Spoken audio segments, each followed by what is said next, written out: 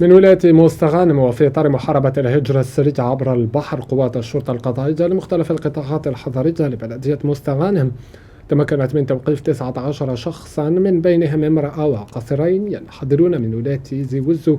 ومستغانم. المراسلة في الموضوع لزميل واتب العربي ومخلوف الشريف. بسم الله الرحمن الرحيم. في إطار محاربة الهجرة السرية عبر البحر على مستوى قطاع الاختصاص، وتفعيلا لفرع مكافحة تهريب المهاجرين تحت الإشراف المباشر السيد رئيس أمن الولاية، تمكنت من خلالها قوات الشرطة القضائية لمختلف القطاعات الحضرية بمستغانم تحت قيادة وتسيير المصلحة الولائية للشرطة القضائية بأمن ولاية مستغانم وفرقها العملياتية، وبعد عملية تمشيط واسعة للواجهة البحرية لبلدية مستغانم، تمكنت من إحباط عملية هجرة سرية عبر البحر انطلاقا من شاطئ مطربة بمستغانم. العملية التي جاءت بناء على معلومة بدأت في حدود الساعة 2:30 صباحا بتاريخ اليوم الموافق ل 22/9/2020، حيث رصدت قوات الشرطة بذات الشاطئ شاطئ مطربة مجموعة من الشباب البالغ عددهم 10 أشخاص، من بينهم قاصر ينحدرون من ولايتي تيزي وزو ومستغانم، يحملون حقائب ظهرية تحمل مأكولات وألبسة وسترات للنجدة.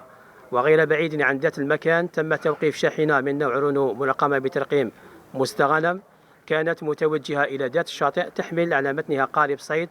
بطول 5.8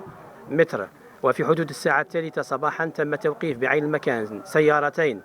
مرقمتين بترقيم ولاية مستغانم على متنهما 7 أشخاص آخرين وطفل ذو 4 سنوات من العمر،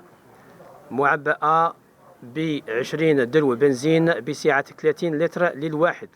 مصباحين، سترات نجدة، حقائب، مأكولات، بالإضافة إلى بوصلة وجهاز تحديد المواقع GPS. في ذات السياق وفي نفس اليوم وفي حدود الساعة 7 صباحا تم حجز قارب صيد ثاني من نوع ياماها بمحرك 40 حصان، كان مخصصا هو الآخر لعملية هجرة السرية، ليبلغ العدد الإجمالي للأشخاص الموقوفين 19 شخصا، من بينهم امرأة وقاصرين. تم إنجاز ملف إجراء قضائي سيقدمون به أمام السيد وكيل الجمهورية لدى محكمة مستغانم، فيما تبقى أرقامنا الهاتفية خط 17 وخط 15 48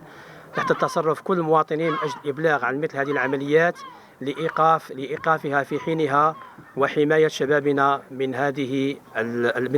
الهجرة السرية ومن الموت المحقق.